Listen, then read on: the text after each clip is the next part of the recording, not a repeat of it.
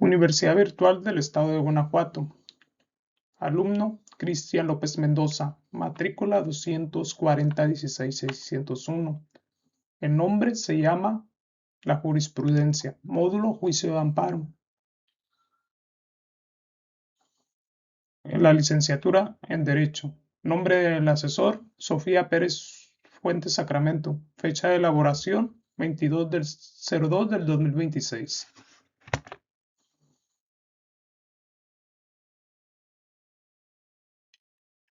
Tenemos un caso número 1. Primera Sala, Semanario Judicial de la Federación y su Gaceta. Novena época. Es jurisprudencia común. Facultad de abstracción. La Suprema Corte de Justicia de la Nación puede ejercer a efecto de integrar la jurisprudencia sobre un problema que implica el análisis de diversos preceptos constitucionales y legales.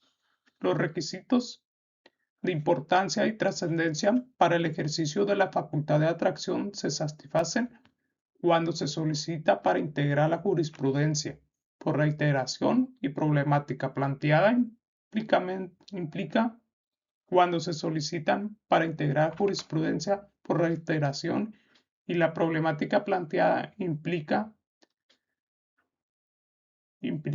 el análisis e interpretación de diversos preceptos constitucionales y legales, ya que en tal supuesto dicho ejercicio entrañaría la fijación de un criterio jurídico trascendente para casos futuros. Lo anterior es así, pues en atención al principio de legalidad de la jurisprudencia, debe formularse con un grado suficiente de determinación que permita saber la conducta ordenada o prohibida, así como las consecuencias, su inobservancia, ya que de otro modo el objeto de vincular a las autoridades en cumplimiento de la ley sería inalcanzable, pues garantía de certeza se fundamenta en el principio de legitimización democrática.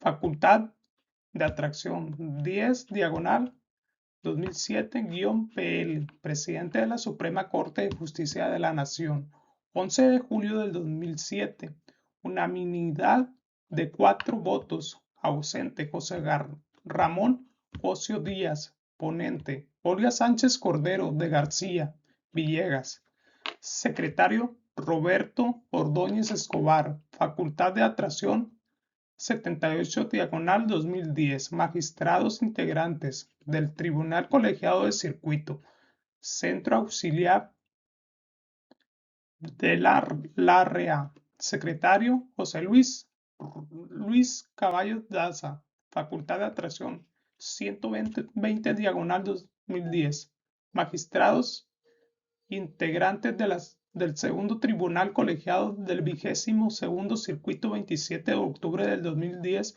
unanimidad de 4 votos, ponente Arturo Saldívar Lelo, de la REA, secretario Javier Miganjos y González, facultad de atracción 168/2010, magistrados integrantes del segundo tribunal colegiado en materia civil del cuarto circuito, 19 de enero del 2011, unanimidad de 4 votos, ponente Arturo Saldívar Lelo de la REA, facultad de atracción 13/2011, 10º tribunal colegiado en materia administrativa del primer circuito, con apoyo del segundo tribunal colegiado de circuito del centro auxiliar de la primera región, 9 de marzo del 2011, 5 votos, ponente José Ramón Cosio Díaz, secretaria Carmen Vergara López.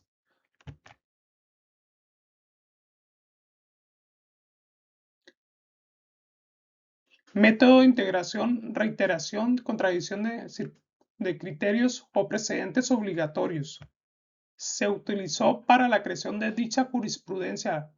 Tenemos una justificación. El documento señala que la jurisprudencia se formó a partir de diversas resoluciones en ejercicio.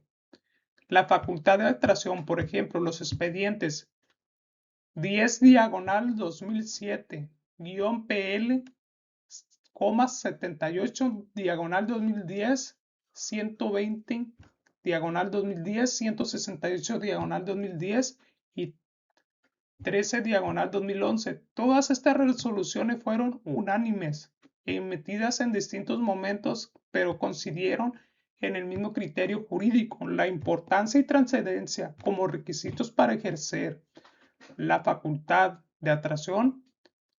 La reiteración consiste precisamente en que 5 sentencias consecutivas, que en el mismo sentido consolidan un criterio obligatorio, lo cual es lo que ocurrió en este caso. En cambio, no fue contradicción de criterios, porque no se trató de resolver discrepancias entre tribunales. No fueron precedentes obligatorios, porque esa figura corresponde a la 10ª época en adelante, donde basta una sola sentencia de la Suprema Corte para generar jurisprudencia.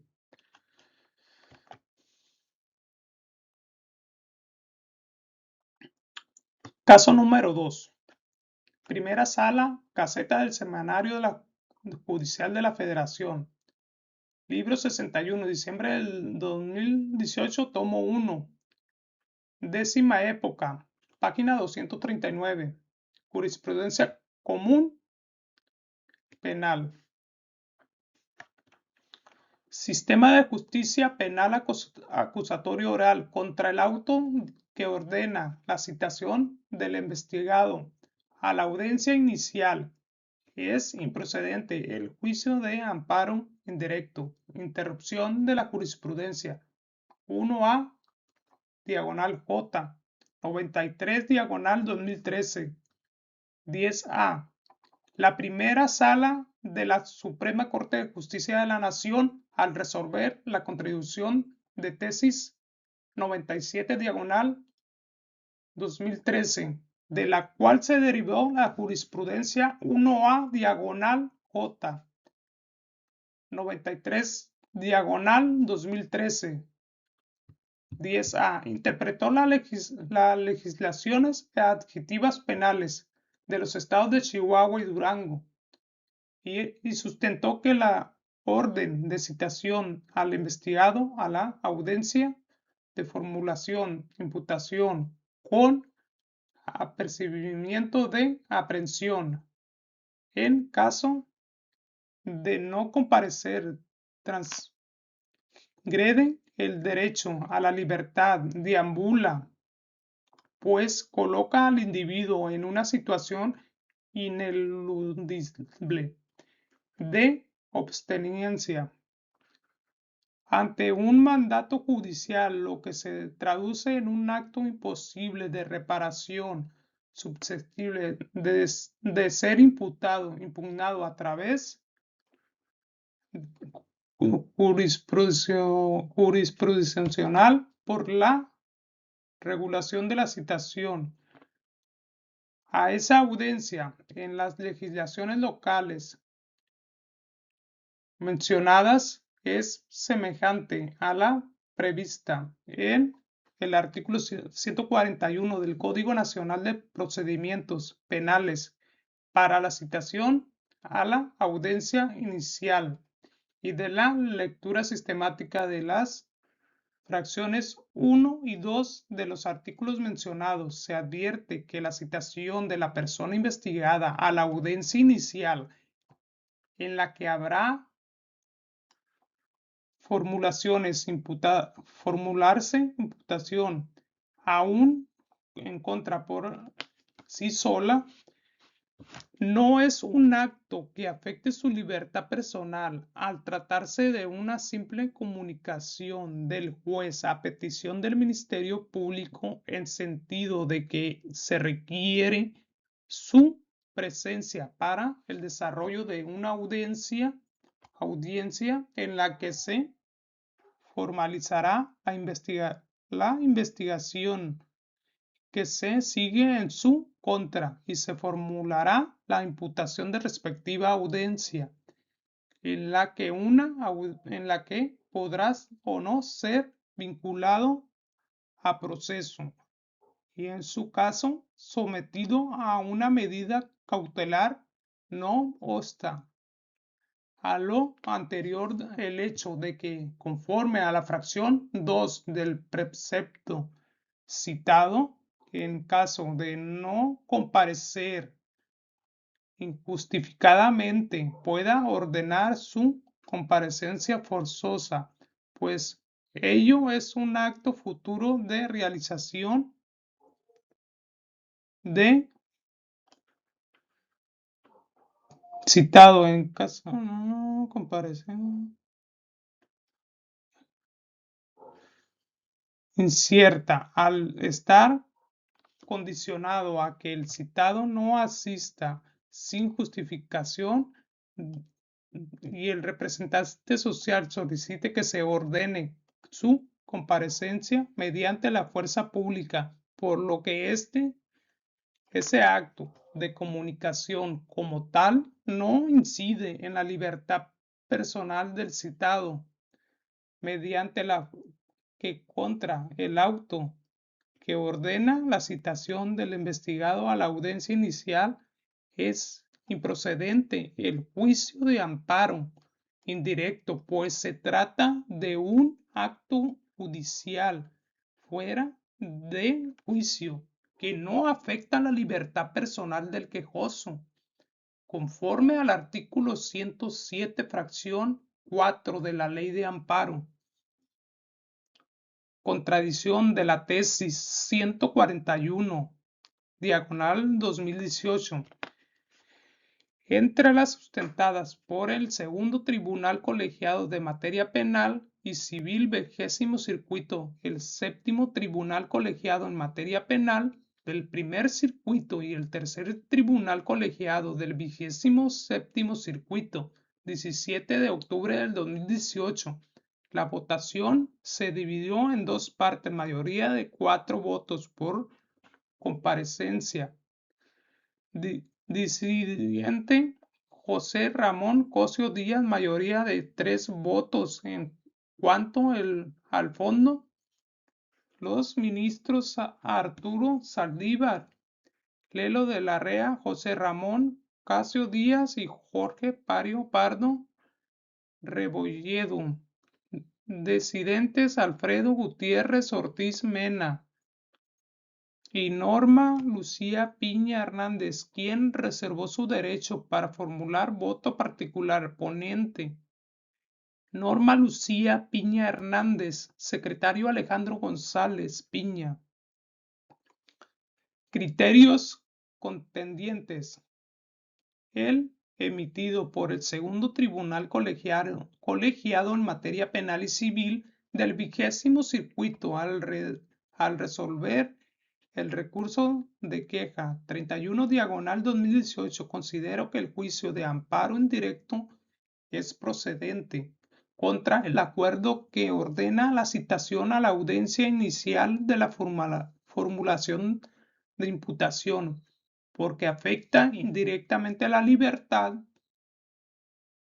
personal de la persona investigada. El emitido por el Séptimo Tribunal Colegiado en Materia Penal del Primer Circuito al resolver el recurso de queja personal. Al resolver el recurso de queja 31 diagonal 2018, considero que el juicio de amparo indirecto es precedente contra el acuerdo que ordena la citación a la audiencia inicial de formulación de imputación, porque afecta indirectamente la libertad personal de la persona investigada. El emitido por el Séptimo Tribunal Colegiado en Materia Penal del Primer Circuito al resolver el recurso de queja 137 diagonal 2016, determino que el juicio de amparo indirecto es procedente contra el acuerdo que ordena la citación a la audiencia inicial de la formulación de la imputación, porque indirectamente la libertad personal de la persona investigada. El emitido por el Tercer Tribunal Colegiado 27º Circuito al resolver el recurso de quejoso, porque es un mero aviso a que no incide en la esfera jurídica de la persona investigada. tesis jurisprudencia 78 diagonal 2018 10A aprobatoria para la primera sala de este alto tribunal en la sesión privada de 28 de noviembre del 2018. Nota: esta tesis se publicó el viernes 7 de diciembre del 2018 a las 10:19 horas del Semanario Judicial de la Federación, y en virtud de que interrumpe al criterio sostenido por la propia sala de diversa 1A diagonal J 93 10A del título y subtítulo Sistema Justicia Penal Acusatorio, o en contra del auto que ordena la citación del investigado.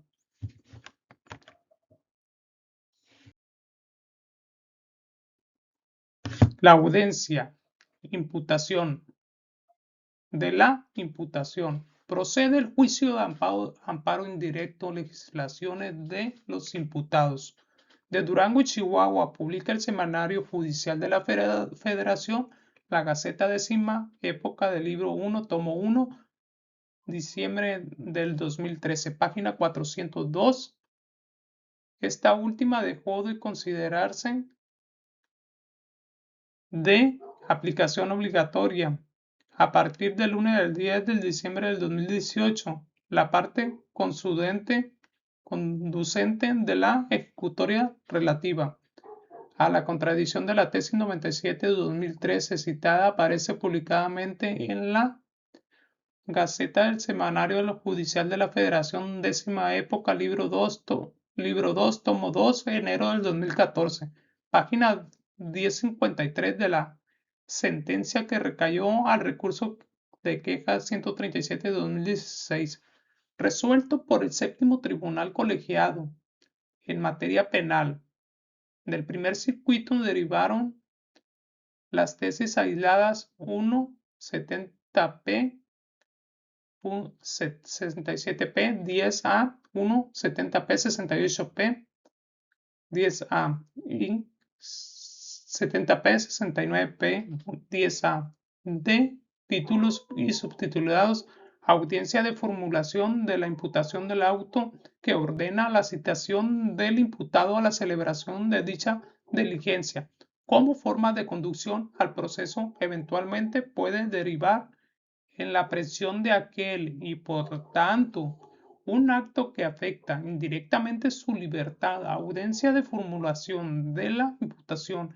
El auto que ordena la citación del imputado a la celebración de dicha diligencia constituye un acto imposible de reparación que afecta su derecho sustantivo y a la libertad, por lo que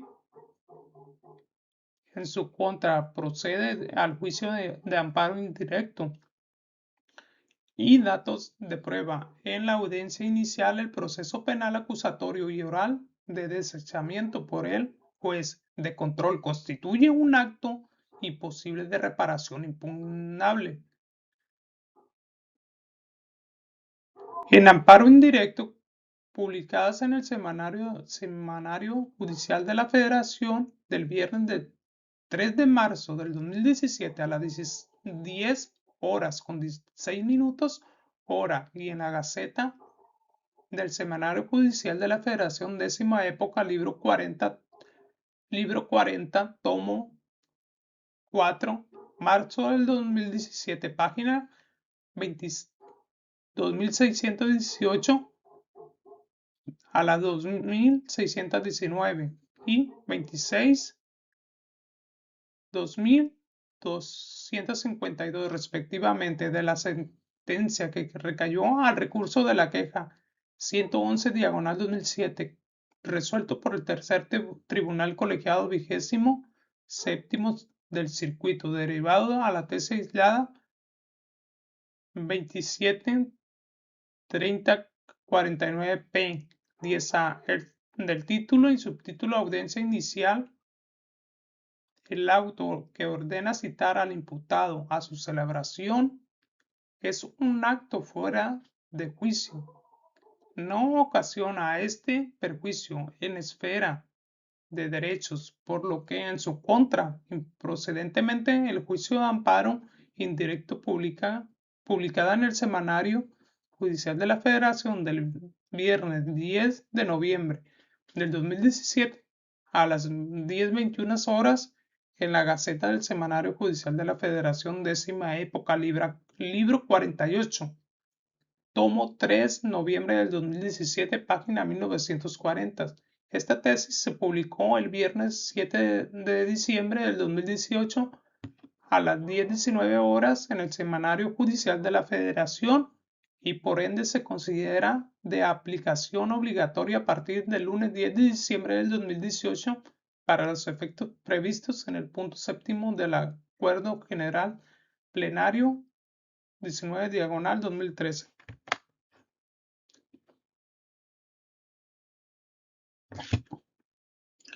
En este caso número 2, la jurisprudencia 1A diagonal J 93 diagonal 2013 10A fue sustituida por la 1A diagonal J 78 2018 10A debido a un cambio en el razonamiento de la primera sala de la Suprema Corte de Justicia de la Nación respecto al alcance del auto de citación a la audiencia inicial dentro del sistema penal acusatorio. Razonamientos principales del cambio. Revisión del concepto de afectación a la libertad personal. En 2013, la Sala consideró que el auto de citación podía implicar una afectación indirecta a la libertad del imputado, pues eventualmente podía derivar en su aprehensión. En 2018, la Sala precisó que dicho auto no constituye por sí mismo una restricción a la libertad personal, ya que se trataba de un acto de mero trámite procesal que no implica detención ni privación de la libertad. Naturaleza del acto del impugnado. El criterio anterior no calificaba como un acto imposible la reparación susceptible de ser combatido en amparo indirecto. El nuevo criterio lo define como un acto preparatorio o de trámite que no genera un perjuicio directo en la esfera de derechos del imputado. Por tanto, no justifica la procedencia del amparo. Interpretación sistemática del Código Nacional de Procedimientos Penales. La Sala analizó el artículo 141 del Código Nacional de Procedimientos Penales y concluyó que la citación a audiencia inicial es un mecanismo de conducción al proceso, pero no equivale a una medida cautelar ni a una orden de aprehensión. Por ello no puede considerarse un acto que afecte la libertad sustantiva del investigado. Unificación de criterios contradictorios. Existían resoluciones divergentes de tribunales colegiados. Algunos sostenían que la citación si afectaba la libertad, procedía el amparo. Otros que eran improcedentes. La primera sala resolvió la contradicción y estableció el nuevo criterio obligatorio sustituyendo la jurisprudencia del 2013.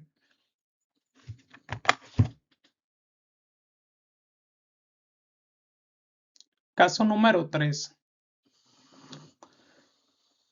Pleno Semanario Judicial de la Federación, tomo 12, diciembre del 2000, novena época, página 16, jurisprudencia constitucional común. La jurisprudencia, su aplicación no viola la garantía de retroactividad de la ley. La Suprema Corte de Justicia de la Nación y los tribunales colegiados de circuito, al sentar la jurisprudencia, no solo interpretan la ley y estudian los aspectos que el legislador no precisó, sino que integran a la norma, los alcances que sin estar contemplados claramente en ella se produce una determinada situación. Sin embargo, esta conformación o integración judicial no constituye una norma jurídica de carácter general, aunque en ocasiones llene las lagunas de esta, fundándose para ello no en el arbitrio del juez, sino en el espíritu de otras disposiciones legales que estructuran como unidad situación jurídicas, creando en casos excepcionales normas jurídicas individualizadas de acuerdo a los principios generales del derecho, de conformidad con lo previsto en el último párrafo del artículo 14 constitucional, tal y como reconoce en el artículo 94, párrafo sexto, a la interpretación de las normas como materia de jurisprudencia, ahora que la jurisprudencia de las normas como materia de la jurisprudencia, ahora bien tomando en consideración que una norma jurídica nueva y equiparable a la ley no cumple con las características de generalidad, obligatoriedad y abstracción. Es inconcuso que al aplicarse no viola el principio de retroactividad consagrado en el artículo 14 constitucional, contradicción de tesis 5/97, entre las sustentadas por el tercer tribunal colegiado en materia administrativa del primer circuito y el cuarto tribunal colegiado del sexto circuito, 10 de octubre del 2000, unanimidad de 10 votos ausentes, José de Jesús Gudiño Pelayo, ponente; Olga Sánchez Cordero de García Villegas, secretario; Carlos Mena Adam. El Tribunal Pleno, en su sesión privada celebrada hoy, 27 de noviembre, en curso, aprobó con el número 145, diagonal 2000, la tesis jurisprudencial que antecede en México, Distrito Federal, a 27 de noviembre del 2000.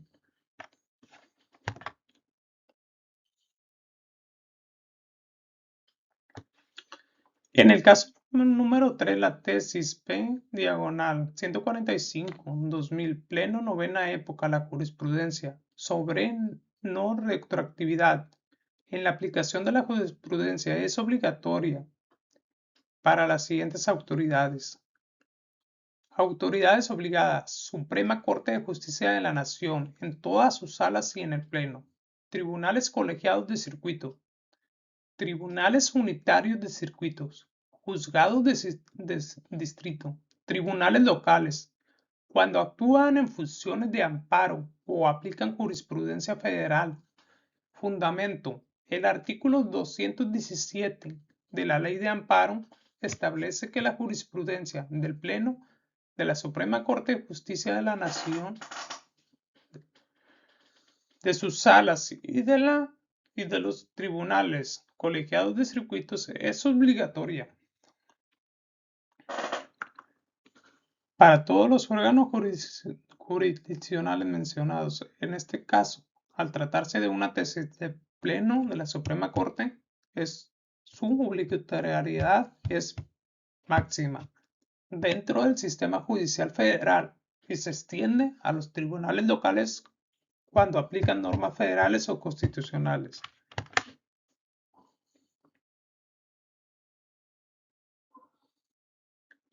Épocas del Semanario Judicial de la Federación fueron publicadas la jurisprudencia, en la que fueron publicadas la jurisprudencia. Caso 1. Jurisprudencias 1A J, fue 102, publicada en el 2011. Época novena, publicación semanario de la Judicial de la Federación y su Gaceta Primera Sala, tomo 34, septiembre del 2011, página 469, caso 2, jurisprudencia 1A, J, 78, 2018, 10A, época décima época, publicación Gaceta del Semanario de la Judicial de la Federación, Primera Sala, libro 61, diciembre del 2018, tomo 1, página 239. Caso número 3, jurisprudencia P, J, 145, 2000, época novena, publicación semanario judicial de la Federación y su Gaceta Pleno, tomo 2, diciembre del 2000, página 16.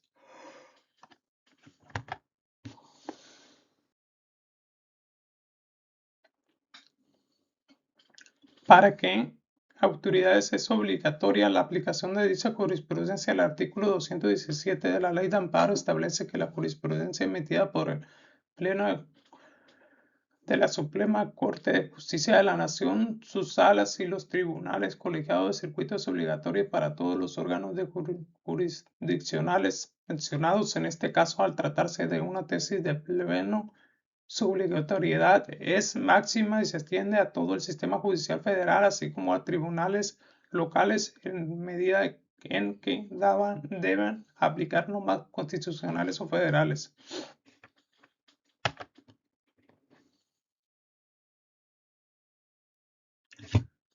Se cumple con el requisito establecido en el artículo 223 de la Ley de Amparo respecto a los votos que deben de emitirse por su aprobación. Explicación. El artículo 223 de la Ley de Amparo vigente en la novena época establece que para que se forme jurisprudencia por reiteración de criterios se requiere 5 ejecutorias consecutivas aprobadas por unanimidad o mayoría calificada de votos en el mismo sentido. En el caso analizado, la jurisprudencia se integró a partir de 5 resoluciones distintas facultades de abstracción 10 2007-PL, 78 2018, 120 2010, 168 2010, 13 2011. Todas esas resoluciones fueron aprobadas por unanimidad de 4 votos en la primera sala de la Suprema Corte de Justicia de la Nación.